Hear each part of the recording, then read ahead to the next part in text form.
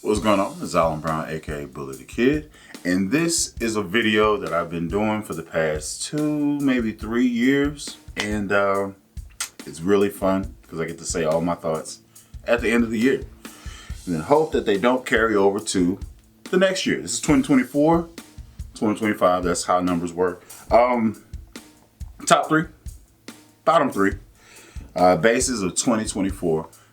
Now, this is my opinion. This is not law. I say this every year, and yet somebody in the comments, well, you should have said this base because this base is this, and then it's fine. However, these are my opinions. Let's go. Kick that intro.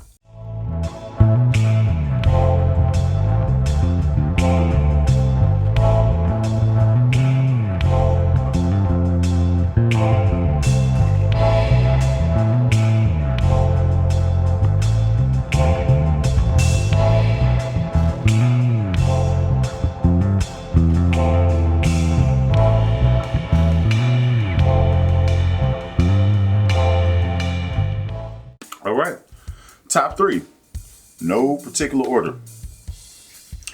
Sire Marcus Miller Z3. Let me get out the way so y'all can take a look at this lady. Look at all the flavors she comes in. More importantly, check out this one, because if I had to choose, it'd be that girl there. I just give a little bit more time on the screen so you can feel that. She's good. She's good. Yeah, moving on. I'm actually gonna stay right here so I can just use this area for stuff. Next on the list is the Sterling by Music Man Ray 2. I actually got to put my hands on this bass and mess around with it. I was very skeptical, but in all honesty, the Sterling Stingray doesn't really need the 9-volt. Like, it's cool that it's there for somebody that's getting into it, learning it, kind of likes the aesthetic. This is perfect. And the one I'm checking out came in at $209 before tax. Put that on a Z-Sounds account. That's like $20 over 12 months or so. $20, $40. Anybody could do that. I might do that. It's also a good building platform. You know? If it ain't broke, fix it. Oh, however that goes. Anyway, I really like this bass. It plays and feels like a normal Stingray, but even cheaper than a Sterling Stingray. Now, granted, is it going to feel like an Ernie Ball Music Man? Absolutely not. The quality isn't there. But if you're trying to get into the market and you just like the look, go for it. And it's relatively cheap. So yeah, go ahead and get involved. Number 3. I particularly like this bass, even though I don't need it. I am a sucker for a PJ combo. The Duff McKagan signature bass. It's gonna be over here. You know what I'm saying? It comes in a few flavors, I think like 2. I particularly like the black flavor. That's my choice. I like that one. That's just me. Okay. Now, price tag is Fender. Okay. So you got to mentally get past that. And then if you dig the bass, like I dig the bass, yeah. Now, ask the question. Bully, would you buy this bass and own this bass?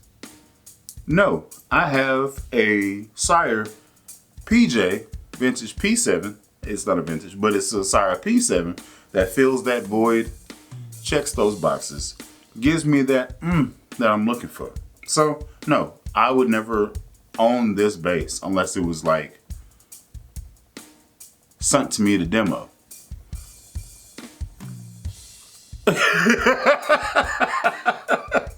But yeah, I like this bass. It just came out, I believe, this year. So that made my list. It did the thing for me. I do have some honorable mentions in the best of category. The Ibanez 2605, for obvious reasons. That thing pretty. That thing pretty. Reason why I didn't make my best list is because it's an Ibanez bass, and we know exactly what an Ibanez bass is going to do. So it didn't make the list because it's kind of a copy and paste with new zhuzh on it. Like you just put some lipstick on a really pretty girl, I guess. It didn't need it, but thank you.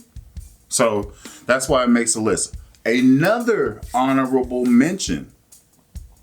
If you are down to buy that Duff McKagan, you should definitely look into this, especially if you're a smaller statued person. Offbeat Guitars O series basses.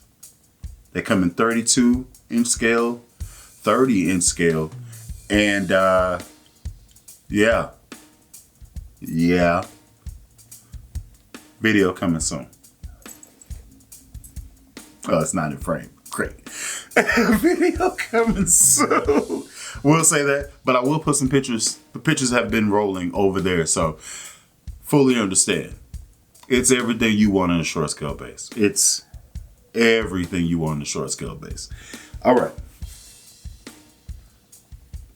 Here's the point where you actually have been licking your chops and you're waiting.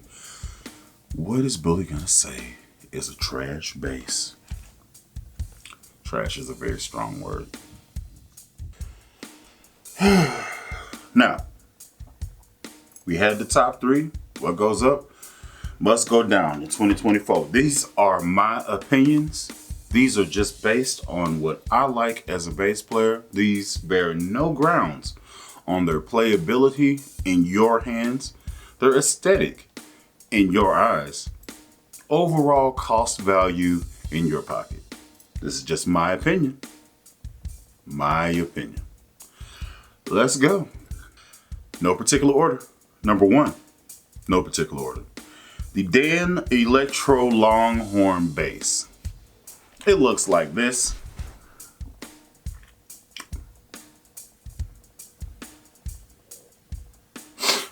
Now, I'm personally offended because it's called a Longhorn bass and my name is Bully. That's really close to Bull, and I don't like it. I also don't like this bass. Now, that being said, those lipstick pickups are dope. I just don't like that body shape. So you throw those pickups in a different shape, I can get with that. You know what I'm saying? I've never played it, but the aesthetic, I could get with that. I could definitely get with that. Number two, no particular order. The Sire Z7. You might be asking, Bull, the Sire Z3 and the Z7 are like family, right? So, yeah, but here's the problem. The Z3 gives pretty much all the bells and whistles of the Z7, because let's keep it completely funky. You're not gonna solo that neck pickup. And even if you did, it's so underpowered that it really wouldn't matter and it'll probably wash you out in the mix. A lot of my musicians friends have felt the exact same way. I played it, sun it off. Can you fix this problem? Yeah, you can kind of like level out the height of the pickup and try to give more oomph to the neck pickup. But generally when it comes out the factory, it is Stingray pickup dominant. And I'm doing this because this is the back pickup rather than the neck pickup in my hand. It made sense to me. Don't judge. The Z3 wins because that's basically what you're getting for half the price of the Z7. That's my opinion. Cost value, 5-string. You're gonna pay $699 or so in the $650 to $700 range for essentially a $350 bass. Essentially. Now again, you can do your work your magic, swap a pickup in if you want to go that way. But why? You already bought it, right? Unless it's a cheap bass, why do you buy a bass to modify it? It's pretty wild to me. So yeah, I throw the Z7 on the bottom bass of the year. All right, coming in at the third slot, I have the Fender Blue Thakidd Player Plus Jazz Bass. Looks like this, aesthetically,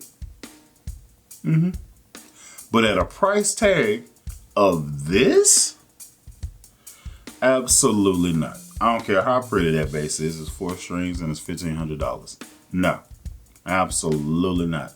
So, goes on the bottom of the list. Everybody that I've heard play this bass basically plays on the back pickup. And if you're gonna do that, you might as well get a Sire Z3 because it's a fourth of the price. And you can get the 5-string version of it. That's my part. Now, I'm not saying anything negative towards Blue Thakidd. I love Blue. I'm a Sigma. Love Blue. I like Tigers. I lived in Tulsa for 7 years. If you know, you know. I wouldn't pay that for that. That's just my personal opinion. Now, Bully, you said you buy the Duff McKagan bass and the Blue Thakidd bass cost the same thing. Well, I know what it's going to do sonically, and that's not something I tend towards. I love P basses. Jazz basses are cool. Soap bars are cool. But I like the sound of a P bass. I like a nice round low end. You feel me? Yeah. Now, that makes the third slot on the list. Honorable mentions. Let's swing back in on it. The Fender Mark Hoppus bass. So P basses are perfect. They have the P pickup right in the sweet spot of brightness and warmth. And this particular bass has moved it up maybe an inch or two. So now it's giving me a Mudbucker thought. I've heard this bass from multiple people that played it. And it's, when you got it right, leave it alone. That's basically what I'm thinking. But aesthetically, it comes in some cool colors. You know, good flavors are out there. I can get why you would rock that way. But unless you play worship music where it's just one, hold out for a whole 4 measures, whole 4 beats, 4 for another 4 beats, and then 6 for 2 beats, and then 5 2 beats. It makes no sense because you can't do nothing like hella funky unless you're playing staccato. And if you know, you know. So I don't. And then it's the same price tag as all the other signature basses. Like, I'm not gonna pay that much money, especially when there's a Sire P bass that's out there for a fourth of what that costs. That's crazy to me. Bottom of the list. This last entry hits me a little close to home because I've been talking about it for the past 4 months, 5 months, probably 6 months. It's been pushed out, the release date, so many times. I'm feeling like Johnny Dibble. Been wanting to dabble in this bass, and yet it's eluded me. I'm talking about the Sire F10. What y'all got going? All I want is my faux Dara. Shout out Trav. That's all I want. The faux Dara. F-E-A-U-X. Dara. It's Louisiana spelling. It's French. And yet, I can't dabble. I can't dabble in this bass yet. Because it's been pushed back about as far as my hairline. bald. Get it? Cool. Sorry. Why? This, I'm going to go ahead and say it. It's going to be on the NAMM floor. Because I'm going to be at NAMM 2025, baby. Going to be there. And I'm going to play it. And I'm going to be upset. Because I'm not going to be able to enjoy it like I want to because it's NAMM. But time will tell. And time will tell. So, that rounds out the list. If you feel the same way, let me know in the comments. If you don't feel the same way and I missed some bases, put that in the comments. I read all my comments. I may not comment back, but I read all the comments and I'm very interested in what y'all have to say. So, till next time, I've been Alan Brown, aka Bully the Kid. Till next time and next year, y'all be easy.